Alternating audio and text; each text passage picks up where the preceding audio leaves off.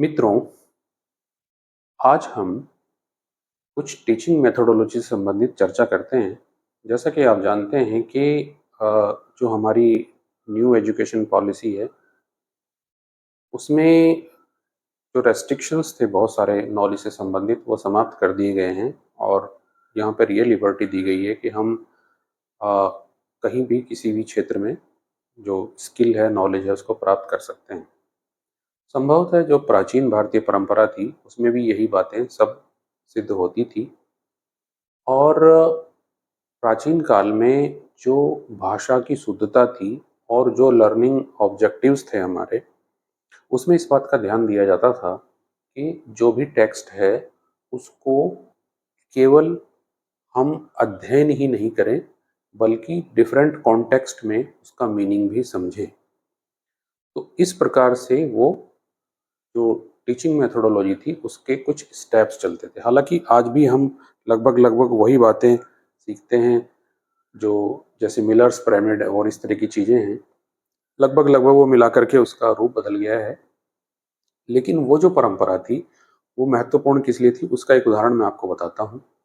हमारे पुराने जो वेद हैं, वेदों का जो मूल पठन कराया जाता था, वो श्लोकबद्ध यानी कि जो सूत्र होते थे, उनसे निर्मित जो संहिताएं थी, अलग अलग वेदों की अपनी संहिताएं थी, उसमें श्लोक होते थे और उन श्लोकों को पठन का भी एक विशिष्ट क्रम होता था, जो कि छंदोबद्ध होता था, जिसमें के अलग अलग छंद के माध्यम से उनको स्मरण कराया जाता था, ताकि उसमें कोई त्रुटि होने की या बाद में जैसे कि एक जनरेशन से दूसरी जनरेशन में, क्योंकि वो सब श्रुति थी, तब कोई डॉक्यूमेंटेशन नहीं होता था, वो एक जनरेशन से दूसरी जनरेशन में श्रुति के माध्यम से भेजा जाता था। इसी कारण से ये जो वेद हैं, ये आज तक हम लोग पढ़ पा रहे हैं और उसमें त्रुटि होने की संभावना इसलिए कम थी क्योंकि वो छंद रूप उनका पाठ होता था। हालांकि जो वेदांग हैं, जो 6 प्रकार के, जिसमें जो है शिक्षा, निरुक्त के कोई किसी प्रकार से जो कोई शब्द है, उसकी निरुक्ति किस प्रकार से है, व्याकरण है, कैसे कैसे कोई शब्द बनता है, उसमें कौन कौन से सिद्धांत होते हैं, वहाँ भी त्रुटि की संभावनाएं कम हो जाती थी। कल्परूप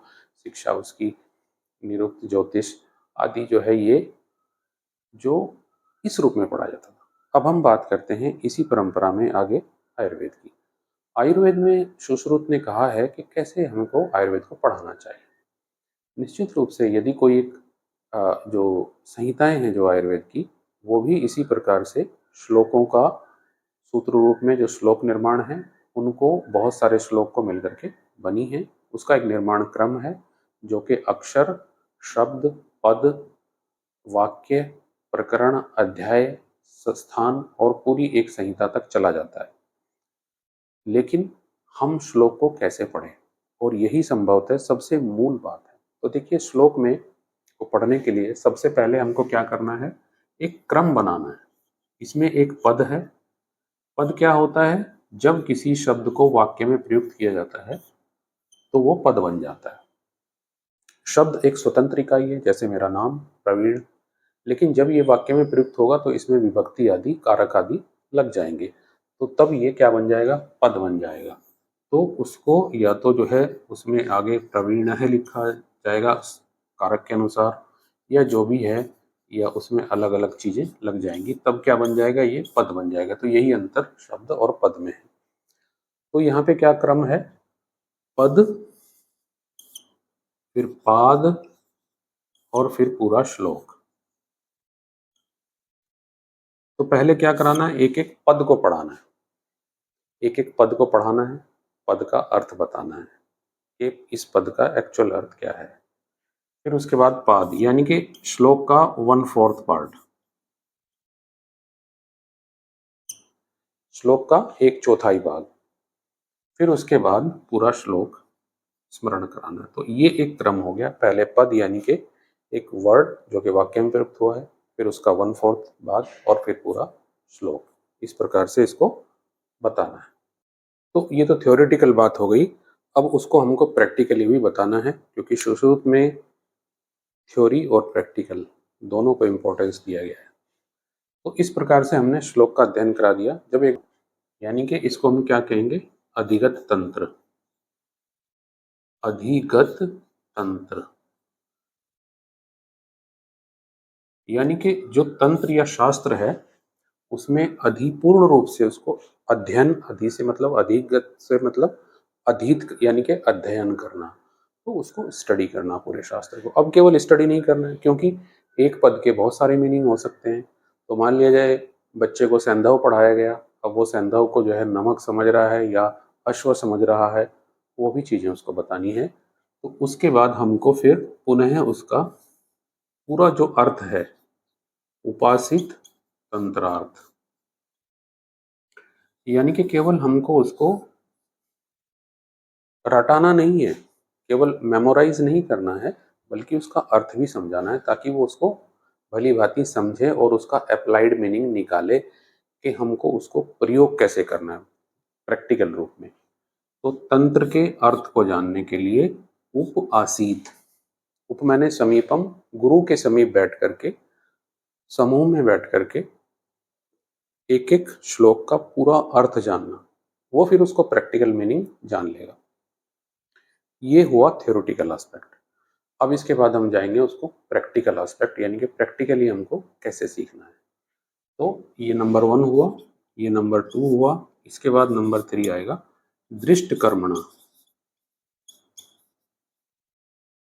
यानी कि शल्य से संबंधित, सर्जरी से संबंधित, या मेडिसिन के भी बहुत सारे जो उपक्रम है, कोई पेशेंट के ऊपर कोई चीज प्रयोग करनी है, उसको दृष्ट यानी कि देखना है, कर्म यानी कि चिकित्सा को देखना। जो हमारे गुरु, हमारे जो सीनियर हैं, वरिष्ठ हैं, वो किस प्रकार से उस कर्म को कर रहे हैं, उसको पहले माइन्यूटली ऑब्जर्व करना। यही नहीं कि डायरेक्ट आप पेशेंट पे प्रारंभ हो गए, ऐसा नहीं है। कुछ एथिक्स हमारे सुश्रुत ने जगह जगह पर बताए। तो क्या करना है, दृष्ट कर्मणा, यानी कि उसको ऑब्जर्व करना है, केवल उसको देखना है, ऑब्जर्वेशन। उसके बाद जो चौथा स्टेप है वो भी पेशेंट के ऊपर नहीं है, ये ध्यान देने वाली बात है। कृत योग्य, कृत योग्य,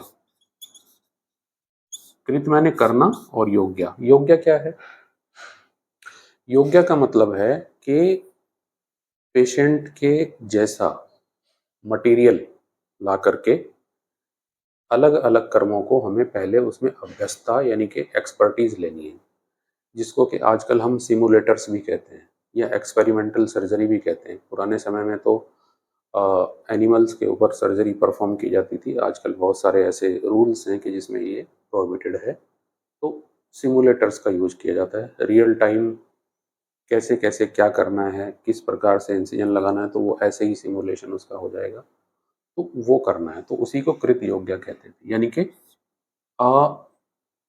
पेशेंट के जैसे जैसे टिश्यू, मान लीजिए स्किन है, तो स्किन के जैसा जो लेदर है, जो चमड़ा है, उसको ला करके उसको कैसे कट करें, कैसे उसको सूचर करें, कैसे आईवी कैनुला लगाएं। तो वेन्स जैसे मृत पशु की जो वेन है, मृत पशु के दांत निकालना है, इस प्रकार से, या डिफरेंट टाइप के जो फ्रूट्स हैं, फ्रूट्स में कटिंग करनी है, छेदन करना है।